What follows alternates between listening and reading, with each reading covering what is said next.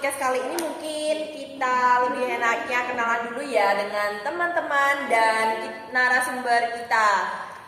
Terus kita enaknya juga kenalan dulu bersama teman-teman. Perkenalkan, namaku Nazahra Destin dari D3 Teknologi Hasil Pertanian Angkatan 23. Dan ini rekan saya. Halo teman-teman, aku Irma Donur Fadila dari D3 Teknologi Hasil Pertanian Angkatan 2023. Oke, kan sudah kenal dengan kita nih. Dan lebih enaknya kita juga kenalan dengan narasumber, yaitu bisa perkenalan satu-satu mungkin. Perkenalkan, nama saya Asmi Hulja Salvana dari Prodi D3 Teknologi Hasil Pertanian Angkatan 2024. Dan perkenalkan, nama aku Anis Dayati dari Prodi D3 Akuntansi Angkatan 2024. Dan perkenalkan, nama saya Muhammad Fauzi dari D3 Teknik Informatika tahun 2024. Oke, by the way, narasumber kita itu dari angkatan 2024. Jadi kita ucapkan selamat datang di Universitas 11 Maret PSDK Madiun ini dan selamat sudah resmi menjadi mahasiswa baru. Mungkin narasumber kita ini sebelum jadi mahasiswa baru di sini mungkin kan ada kayak perjuangan masuk di sini tuh kayak gimana sih? Pasti kayak ada banyak suka, ada duka. Jadi boleh diceritain satu-satu. Dulu masuk di sini itu kan lewat jalur mandiri kan Kak. Iya. Nah itu kan kita itu disuruh belajar buat belajar yang giat. Nah itu tuh salah satu perjuangan yang keras banget. Oh, oke. ya mungkin kalau dari saya juga belajar les juga dari sampai malam jam 8 ya. Jadi agak terasa masuk UTBK juga mandiri juga agak keterima. Oke. Mungkin dari TI. Lanjut. Kalau dari saya sih, dari awal saya masuk kelas 10 itu sudah mulai nyicil itu materi UTBK yang bakal saya uji pada tahun 2024 gitu. Nah, sayangnya saya mengalami banyak ini kejadian selama ini. Bahkan saya waktu mau ujian UNS itu yang terakhir ujian mandiri itu saya sempat mau hampir muntah gitu karena kecapean juga itu. Dari mungkin kerja keras saya sudah tersampaikan lah sampai sekarang itu. Sampai sekarang.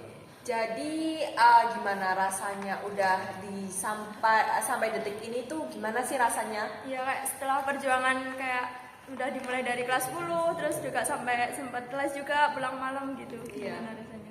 Rasanya sih memang capek ya, cuma kan ini demi kebaikan kita sendiri kan ya, bagaimana kita bisa seberapa jauh sih kita bisa melampaui langkah kita sendiri gitu yang dulunya cuma satu langkah 1 meter. Nah sekarang mungkin kedepannya tuh bisa 1 langkah 1 meter ya mungkin ya. Nah mungkin seperti itu kalau saya.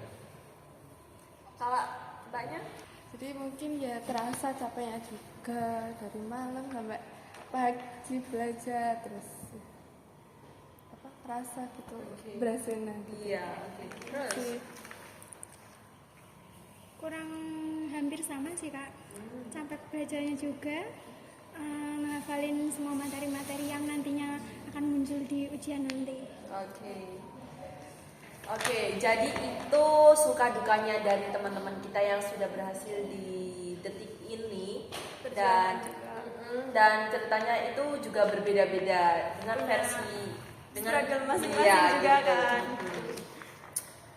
Mungkin kita ada beberapa pertanyaan kepada ketiga narasumber kita. Bisa diceritakan dulu? Ya, kan kalian itu kan kayak adaptasi dulu nih dari kan kalian juga dari SMA, terus kan kayak ada jeda buat masuk kuliah gitu kan, ada jeda liburan mungkin gitu ya. Terus gimana sih rasanya adaptasi jadi dari siswa SMA ke mahasiswa itu rasanya kayak gimana? Adaptasinya kalian itu kayak gimana? Adaptasinya ya terasa banget kan dari SMA tuh kan kayak ada bebas-bebas gitu kan. Dan di kuliah tuh ketat banget, harus bangun pagi, nyiapin matkul, gini matkul sampai 3 sore sampai malam juga praktikum, jadi berbeda. Oke. Lanjut. Kalau aku sih linjur ya Kak. Dulu kan aku bukan nggak ada basic dari akuntansi. Nah adaptasiku tuh mungkin butuh waktu yang lumayan lama. Kalau dari SMK aku dulu itu kan nggak ada hitung-hitungan tuh. Kalau di akuntansi kan ada istilah debit, kredit. Nah, itu tuh butuh waktu adaptasi yang lama banget. Kalau di SMK juga itu kan perjadwalan sekolahnya itu kan dari sekolah sendiri. Nah, kalau perkuliahan ini kan kadang nggak tentu dari dosennya juga. Nah, itu butuh adaptasi yang lebih lama lagi. Mungkin hampir sama ya, apalagi kan saya sama kayak mbak yang di sebelah saya yang sama-sama dari SMK, apalagi saya yang SMK-nya itu dari jurusan kimia. Itu kan jauh kan itu dari kimia ke teknik informatika gitu. Nah, dari mungkin waktu sudah ternyata saya diterima di informatika. Nah, itu saya mikir itu, apakah saya itu udah harus nyiapin ini bahasa Inggris kan? Karena kan seingat saya kan di informatika kan jarang itu pakai pemrograman itu pakai bahasa Inggris itu jarang kan, kecuali kalau kita bikin sendiri gitu. Nah, mungkin adaptasi saya waktu itu mungkin banyak-banyak belajar bahasa Inggris ya, apalagi kan kedepannya kan apalagi kan wah semuanya tuh harus bisa pakai banyak bahasa itu. Nah,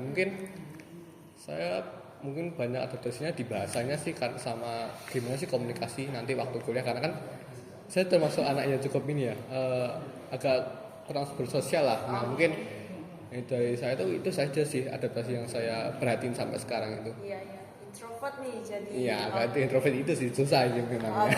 Cuma ya sekarang nggak ke introvert sih malah anehnya itu. Tapi sekarang bisa adaptasi dengan teman-teman bisa banget malah. Kapan itu saya diajak keluar itu kayak waduh biasanya kan keluar malam sampai jam 10 udah capek tuh. Semalam sampai jam 12 masih ini keluar sama teman-teman. Jadi ya mungkin ya lama-lama bisa nyaman lah sama keadaan yang baru ini. Iya. Tapi nggak tertekan kan? Enggak, malah saya seneng kok malah gitu.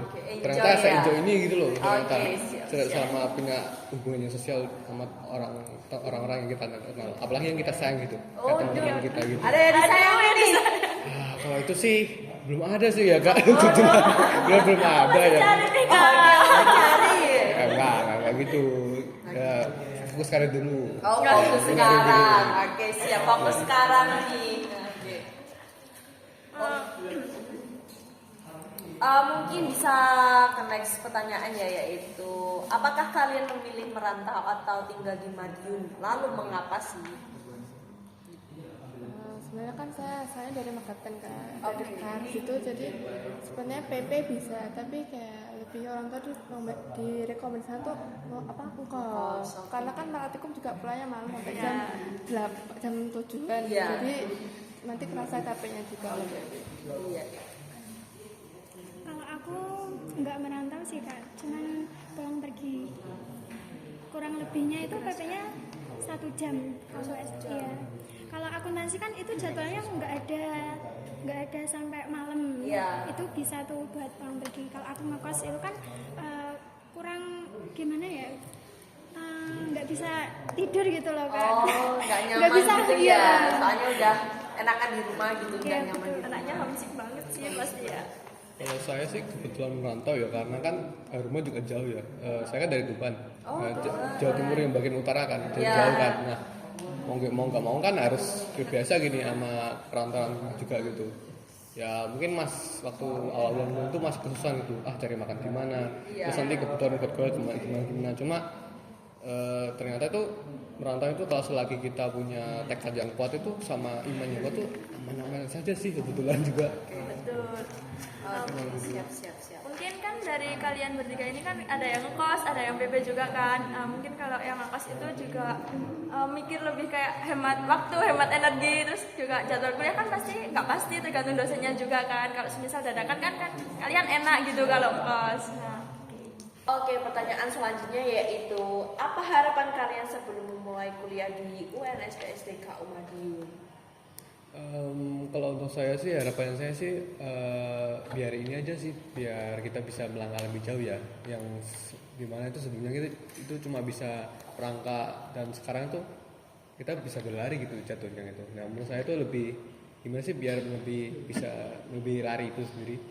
Nah menurut saya itu sih harapan saya kalau kuliah di UNSPSD KU Madiun ini. Oke, selanjutnya. Kalau untuk aku sendiri sih kak, mencari ilmu yang sebanyak-banyaknya kan, biar nanti itu bisa buat bekal untuk masa depan nanti. Ya, menurut saya juga sama, mencari ilmu juga buat nanti setelah lulus buat cari kerja juga, terus nambah relasi pertemanan juga gitu. Oke, siap. Udah, itu aja? Sudah. Oke, dan itu adalah jawabannya ya guys. Oke, untuk pertanyaan selanjutnya itu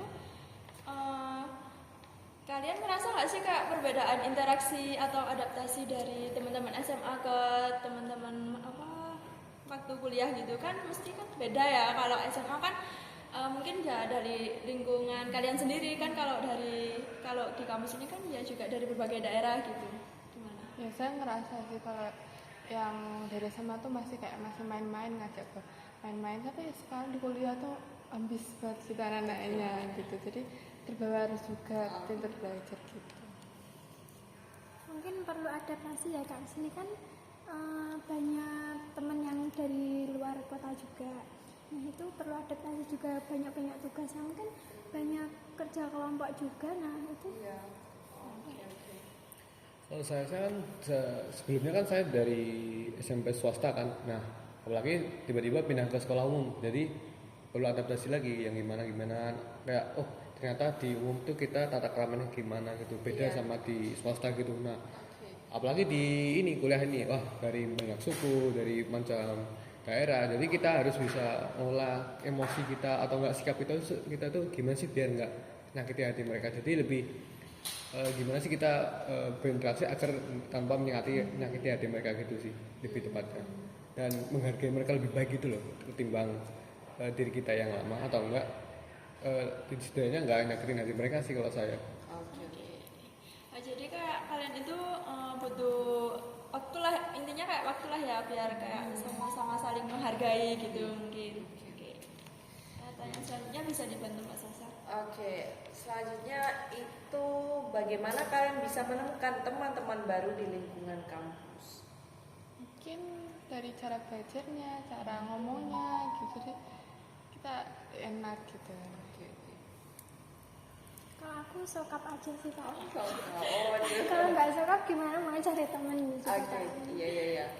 Nah, kalau saya kan apalagi yang sebelumnya tuh bisa dibilang kan kurang bersosial ya, mungkin kita nyari teman yang sama-sama hobinya sama gitu, kayak sukanya tuh main game yang kayak gini, ternyata suka main ML gitu sama-sama, ya udah teguran username di ML itu, nah lama kan bisa jadi teman kita. Jadi menurut saya itu kayak gitu sih, cari yang kesamaan dulu Sefrekuensi dulu gitu. lah, sefrekuensi atau yang punya hobi yang sama dulu aja gitu.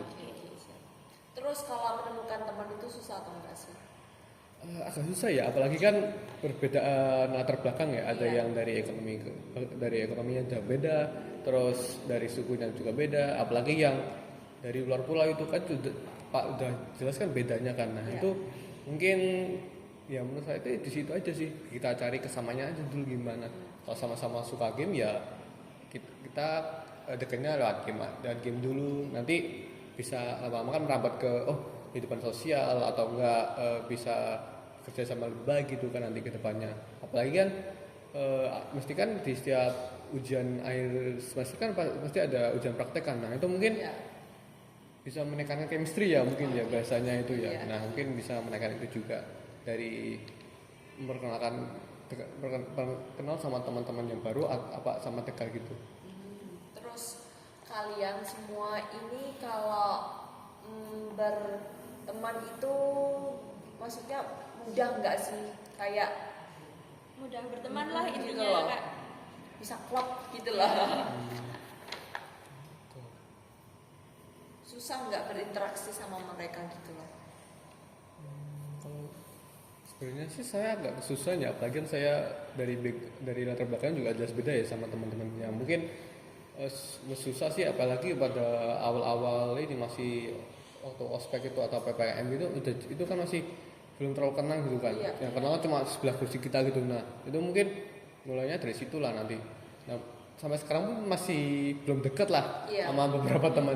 Ya mungkin kenal ya, cuma kan nggak deket banget gitu ya dari yang karena kita kenal dari PPKM itu sih. Jadi masih kayak hidupnya masih adaptasi juga sih sebenarnya itu. Cuma ya lama-kelamaan kan juga mau gimana lagi kan, kita kan juga sekelas gitu kan. Masa lupa sama temen sendiri gitu kan sekelas. Berarti sekarang itu masih saling kayak cuman tegur sapa aja Iya, gitu terus ya. sabar aja dulu sih, sama kayak tanya-tanya soal tugas atau nggak materi aja sih, cuma kayak gitu. Oke. Ya, mungkin kan masih semester awal gitu ya, jadi kayak masih belum Mengenal, satu frekuensi iya. lah intinya gitu. Gitu, tenang aja. Iya iya. Yang lain sulit nggak berinteraksi sama mereka gitu? Mungkin agak sulit ya kak, soalnya kita kan carinya yang harus sefrekuensi juga kak. Iya. Nah itu jadi tantangan buat cari temen gitu. Oke. Kalau dari aku ya bilang muda ya muda, tapi dibilang susah juga saya sama seimbang aja dengan aku. Lawannya juga enak, lawan saya juga enak. Oke. Siap. Oke, pertanyaan selanjutnya, gimana sih kayak kalian itu saat kayak first time lah interaksi sama dosen kalian di kampus itu kayak gimana? Ya yang pertama harus sopan ya, sopan santun gitu tuh. Ya mengenal juga sifatnya gimana, harus sopan juga kita. Harus memahami dosen, beberapa dosen sih kak. Kan biasanya per dosen itu kan juga berbeda itu sifatnya. Karakter sendiri.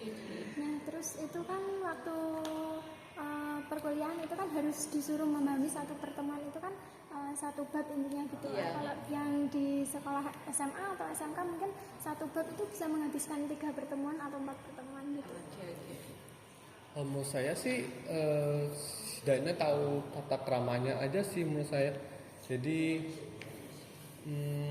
kita itu kayak ya udah sama dosen itu baik-baik aja gitu. Cuma kan beberapa dosen katanya ada juga yang katanya tuh masih mau berinteraksi lebih gitu sama mahasiswa. Ada juga yang ngajak main sepak bola, main futsal atau enggak basket juga kan. Nah, Iya. mungkin kita juga masih tahu juga sih kayak tahu tempat sama waktu gitu. Kapan kita harus menjadi profesionalitas atau menjadi setingkat dosen serta mahasiswa. Iya. Ada juga waktu dimana kita itu udah kita anggap sama-sama teman aja sih kalau itu. Jadi dianggap santai aja sih menurut saya. Jadi kayak tapi ya kembali lagi tata keramanya tetap dijaga karena kan secara umum kan jelas ada perbedaannya itu. Iya. Ya, Itu kan. yang pasti kan mungkin juga kalian jaga sikap gimana sopan santunnya gitu kan. Terus bagaimana sih cara mengajar dosen di kampus berbeda dengan guru di SMA? Mungkin bedanya tuh ya dari materinya, dari susahnya, kimia, fisika, biologi itu ya sabar juga gurunya, jadi gampang juga dimengerti. Oke, sabar. Kalau dari aku sih harus aktif bertanya gitu ya kak. Soalnya dosen itu kan lebih suka sama mahasiswa yang aktif di Iya, kelas gitu. benar. Kalau saya sih jelas secara perbedaan drastis ya, apalagi yang secara waktu sekolah menengah ke atas itu kan dimana itu guru yang malah nyari kita gitu, kayak kita tuh harus cepet-cepetan gini biar bisa cepet uas. Kalau di sini kan ya mahasiswanya yang malah ngajar dosennya yang gimana gitu. Apalagi kan saya kan waktu itu KRS kan dapatnya itu yang tantangan kan jangka prodi. Waduh itu ngejarnya itu kayak kebetulan bapak lagi di sini, jadi saya harus kesini juga gitu. Ya mungkin lebih ke keinginan belajar juga kan, dimana kita masuk kuliah kan ada alasan sendiri kan. Nah itu mungkin bisa jadikan patokan lah sama dosen bahwa anak ini ternyata memang niat belajar gitu, karena dia memang ingin mencari ilmu gitu, bukan cuma main-main aja gitu. Jadi secara pengajaran terus materi yang dijelaskan itu jelas beda ya. Iya. Apalagi sama cara belajar juga itu sih. Menurut saya sih secara perbedaan ini drastis ya, cuma nama aja sama-sama pengajar kan di bidang pendidikan, jadi kita tetap harus tahu lah bagaimana sih dasarnya menjadi pengajar di bidang pendidikan itu juga. Pertanyaan selanjutnya nih, gimana sih kalian kayak belajarnya itu strategi belajar kalian itu yang efektif di masa perkuliahan ini? Kan jelas mungkin beda ya kalau di SMA sama di kuliah ini. Gimana? Kalau dari aku tuh kayak kalau nggak bisa tuh bisa tanya ke teman, ngumpul diskusi bareng gitu. Terus kalau mau ulangan tuh dicatat lagi PPT-nya gitu, terus diapalin pagi-pagi gitu. Kalau aku belajar dari jauh hari kan kak. Kalau dikasih apa materi hari ini mungkin nanti bisa diingat-ingat agar nggak lupa gitu.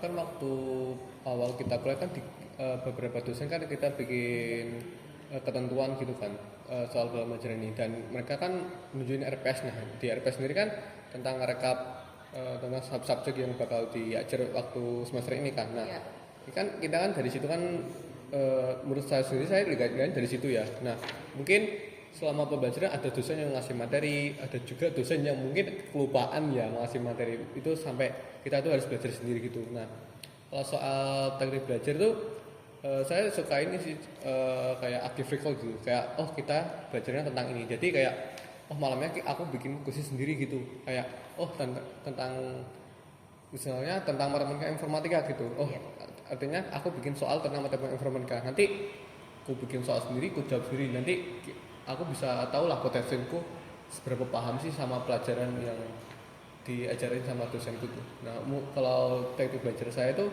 kayak gitu sih selama di perkuliahan ini.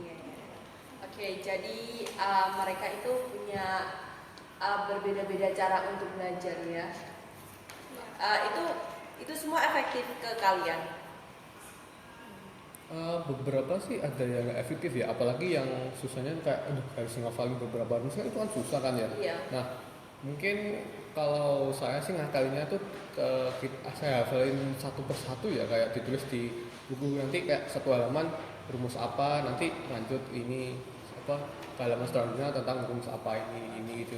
Mungkin dari situ sih, cuma ya susahnya hafalnya kan di situ ya, harus ngafalin itu ya. Cuma menurut saya sih paling efektif kayak gitu sih saya, jadi kayak per rumus itu dibuat satu halaman gitu, jadi biar lebih cepat ingatnya aja gitu, dan dikasih ini waktu karena kan ujian sendiri kan ada batas waktunya kan, nggak mungkin ujiannya tuh kayak seminggu itu nggak ada kan.